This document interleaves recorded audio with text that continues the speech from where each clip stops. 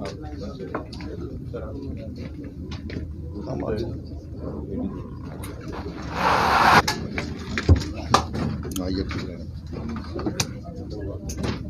लोग आ गए हैं जी। आप लोग आगे खड़े हो गए, पीछे वाले को कुछ दिख ही नहीं रहा है। बिहार में पिछले 2 दिनों में रामनवमी के त्यौहार के संबंध में आयोजित की गई है। जैसा कि आप जानते हैं, यह त्यौहार संपन्न हुआ है। हर वर्ष की तरह, बल्कि उससे कुछ ज़्यादा प्रशासनिक स्तर पर तैयारी और चौकसी रखी गई थी। रामनवमी के त्यौहार के लगभग 1 सप्ताह पहले राज्य के मुख्य सचिव, डीजीपी साहब, अपर मुख्य सचिव, गृह विभाग और पुलिस के वरीय अधिकारियों के द्वारा वीडियो कॉन्फ्रेंस के माध्यम से राज्य के सभी जिला पदाधिकारी, पुलिस अधीक्षक, वरीय पुलिस अधीक्षक, रेंज के आईजी और डीआईजी और डिविजनल कमिश्नर के साथ वीडियो कॉन्फ्रेंस करके मुख्यालय से उनके साथ निर्देश भी उनको दिए गए थे और उनके द्वारा की गई तैयारी, बंदोबस्त की समीक्षा भी की गई थी। इंटेलिजेंस जो था वो भी शेयर किया गया था पिछले वर्षों की घटनाओं के आधार पर, और पुलिस और मजिस्ट्रेट की तैनाती की पर्याप्त व्यवस्था इस अवसर पर की गई सभी जिलों में। और जैसा कि आप जानते हैं, राज्य के 2 शहरों को छोड़कर शेष सभी स्थानों पर यह त्यौहार शांतिपूर्वक संपन्न हुआ। और इसके लिए मैं राज्य की पुलिस को, जो श्री RS भट्टी डीजीपी साहब के नेतृत्व में काम कर रही है, और गृह विभाग और मजिस्ट्रेसी को, जो चैतन्य प्रसाद जी के नेतृत्व में है, मैं धन्यवाद भी देता हूँ। बिहार शरीफ और सासाराम में कुछ कोशिश की गई अशांति फैलाने की,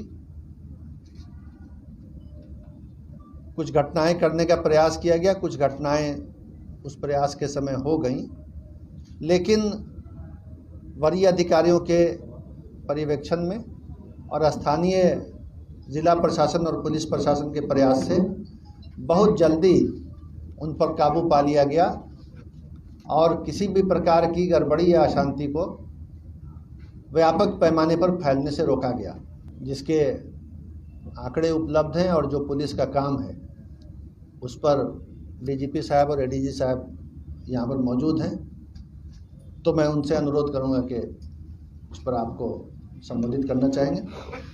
आज भी सुबह से स्थिति सामान्य चल रही है, शांति व्यवस्था बहाल है, लेकिन आज माननीय मुख्यमंत्री जी ने राज्य के मुख्य सचिव और पुलिस महानिदेशक को बुला करके हालात की समीक्षा की, जायज़ा लिया,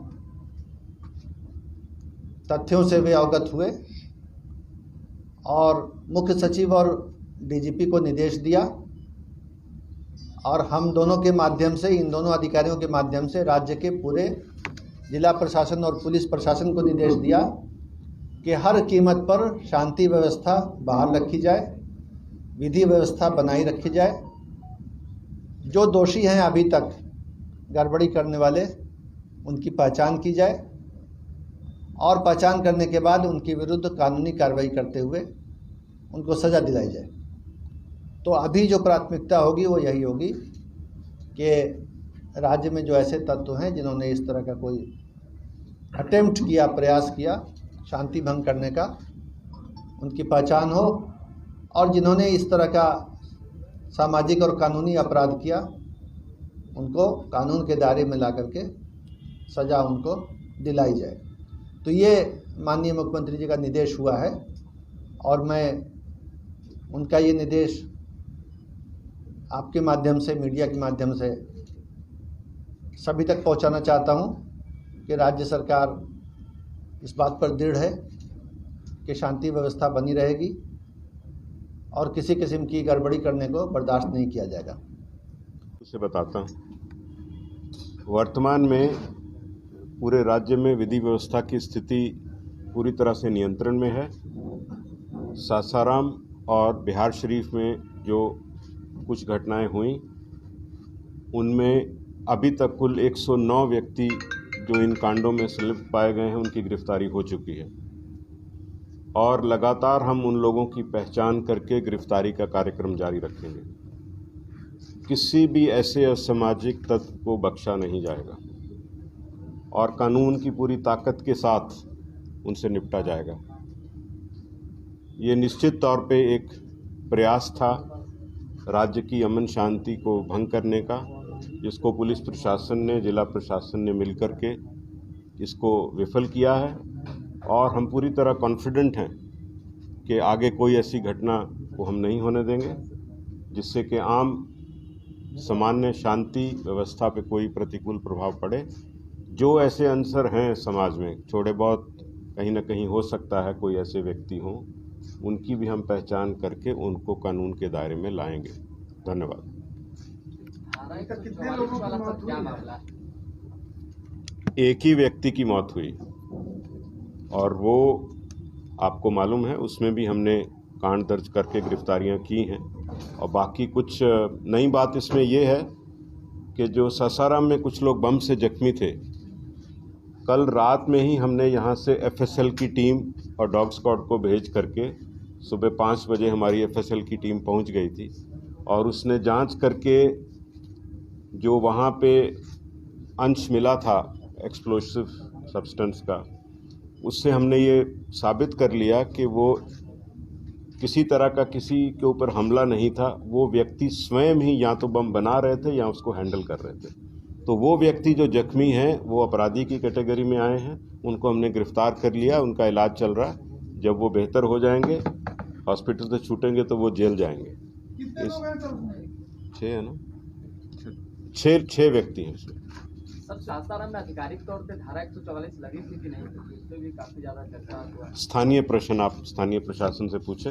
हम लोग आपको कुल ओवरऑल व्यू दे रहे हैं और आश्वस्त कर रहे हैं आम जन को आपके माध्यम से कि पूरी तरह स्थिति नियंत्रण में है।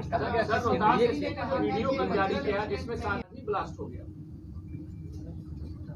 वो अनकनेक्टेड इशू है, उनसे उसका कोई ताल्लुक नहीं है। वो तो अपराधी थे, या उसको बना रहे थे या हैंडल कर रहे थे, उसमें वो घटना हुआ और बिल्कुल अलग स्थान पे हुआ।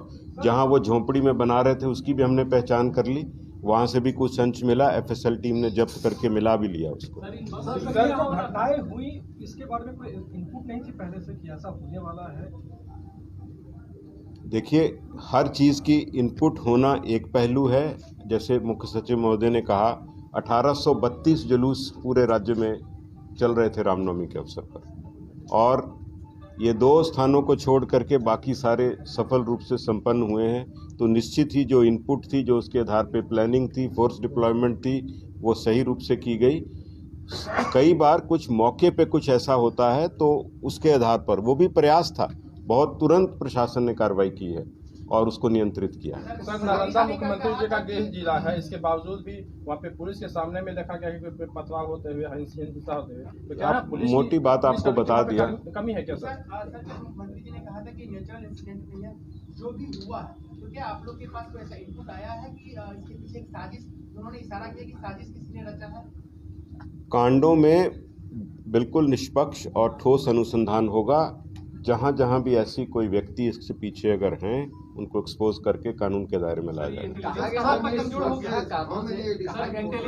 आप Sir, how many additional forces have been deployed for these, festivities and all these? And second thing, sir, is there any additional paramilitary forces which were asked by?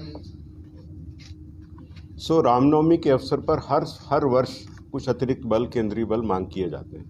उसी के तहत इस बार भी कुछ मांग किए गए हैं और ये घटना के बाद भी हमने कुछ कल रात्रि में भी मांग की थी। उसमें हमको 4 कंपनी और बल मिला है देर रात्रि में, जो आज दिन में पहुंच गया है। सर, क्या बिहार पुलिस सोशल मीडिया पर भी? आपने एक और बात पूछा था।